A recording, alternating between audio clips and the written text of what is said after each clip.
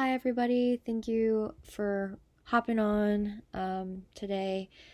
It's been really nice hearing everybody's voices. I hope that everybody's doing well with externships, third year placements, EVP projects, looking for externships, and so on. I hope we're all surviving and thriving. But yeah, week 11, so hang in there. I'll just jump in to my case. Alright, a little bit of info about my current placement in case anybody's curious. I am currently at the Brownsburg VA outpatient clinic. I get there at 7:30 a.m. to prep, and I'm typically out by 3 p.m. unless we take a patient who really needs that spot. The latest I'll get out is 4. An important thing to note if you're anticipating a placement with the VA is the Personal Identification Verification, or PIV card. This gets you into the building. It allows you to log onto the computers. I had to go downtown and get fingerprinting done, and there are a bunch of steps to getting this card, so I would highly recommend getting it sooner rather than later if you are going to be at a VA. So it's a VA, so I only see adults, primarily age 50 and up, and primarily male. But I'm seeing veterans from a lot of different military backgrounds. So I've seen veterans from the Navy, Air Force, Marines, etc. And then I've also seen a lot of medical professionals. Today I actually saw a dentist who is in the Navy. And then I also see engineers. So despite it being a VA and getting a lot of similar cases, the patients themselves are very unique. And you can learn a lot about what they've been through, what they've experienced. And so I've learned a lot from being in the VA, just as someone who didn't have any previous experience with the military. So yeah. We do hearing tests, fittings, hearing aid checks, and then we do also have a health tech who does repairs and cleanings. She's kind of like a hearing aid specialist. She can't make adjustments, but she is a huge help in getting patients in, and so they don't have to wait as long for appointments. Some bonuses to the VA. We have a lot of different locations, kind of close in proximity to each other. So that's really nice because we get a lot of patients who don't really like having to go to downtown Indy for all of their appointments. And so if they want and there's availability to do so, we can set an appointment up at other clinics if they want to go to Brownsburg instead. And so we do see patients who maybe are coming from Indy or coming from Danville, Illinois. It's kind of interesting how that works.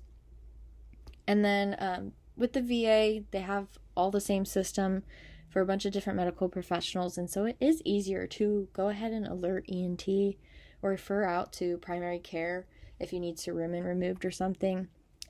Given that the primary care is within the VA. But that's been really nice because you can see those results all within the same system. And on our end, it's really nice. You don't have to worry about selling hearing aids or worry about repair or replacement costs. And if a patient really needs an assistive listening device, that is really easy to get. So if they need a TV streamer, we can go ahead and get that for them.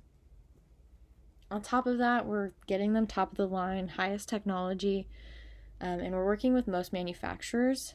I've been fitting a ton of Phonak spheres, so I would say Phonak is our most common at this location, but I also see a lot of Starkey, Resound, Oticon, and then they also work with Signia. So just jumping into my case, William, he was first seen in 2019 at the Rowdebush VA clinic in Indianapolis. He was 76 at the time, and he was actually seen for a CMP exam, which is a compensation and pension exam, I believe, which is essentially, he didn't come here with the goal of getting his hearing treated, things like that. This was to just confirm, okay, he's got some struggles with hearing. We're going to confirm how much compensation or pay he can receive for it. And so this is what that hearing test looked like. Left ear, a mild sloping to a severe hearing loss, and then in that right ear, about a mild, sloping to a moderately severe, and then kind of rising again. There's a little notch there. But it's important to note that conductive component in that right ear at 500 hertz. So just keep that in mind. WRS scores were a little bit different between the ears, so 76% in the right and 96% in the left. And they tried to do TIMS and reflexes, but they couldn't obtain a seal. So we really didn't have this information. And despite this not being an exam with the goal of diagnosis or treatment, they did go ahead and just diagnose it as sensory neural. So then he was seen, this is the first time he was seen for a hearing test and seeking intervention for his hearing. He reported that his right ear had significantly worsened. He had loud tinnitus in both ears. And despite some earaches that he had as a kid, he really didn't report any other middle ear problems. And he denied all other questions that we had. So we have a script for case history. It's a lot of questions about, like, cognitive decline, dizziness, past perforations or tubes, things like that. And he really didn't have any other red flags that stuck out, including dizziness. He did not report any issues with that. Otoscopy was clear in that left ear, but he did have significant wax in the right ear from what they reported. And I apologize, I don't have the values on that left-hand side there, but the left ear in this hearing test is essentially the same. But the right ear has significantly decreased, as you can see. And WRS is still different between the ears, so 60% in that right and 88% in the left. And they got a normal temp in the left ear, which is great, but they did get a type B in the right. So we're really not getting any eardrum movement, and so this just kind of indicated that that right ear was occluded. So they went ahead and referred to primary care for removal, and then scheduled for their next available to go ahead and retest him. And so 2025, this is when I saw him. He's now 82 years old, and he had his wax removed, so yay. And he denied any changes in case history since the last time that we saw him. So his hearing test, again, that left ear is looking about the same. The right ear has come up again, kind of looks a little bit more like that 2019 hearing test. But as you can see, that conductive component is still there in the low frequency, 500 hertz. So, and then a little bit more information. WRS is looking significantly different between the ears. So we've got 50% in the right ear and 92% in the left ear.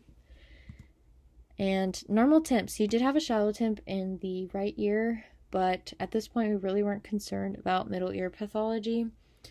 And so, yeah, this is kind of where I'm going to end it. I'm keeping it very open. I'll have a lot more information in the next one. So I'm just going to jump into questions that I have for you guys. So from here, I'm really curious to just hear everyone's thoughts and what their brain process is in a case. But what would you recommend next? Are you thinking of jumping into intervention? Are you wanting to rule some things out before you do that?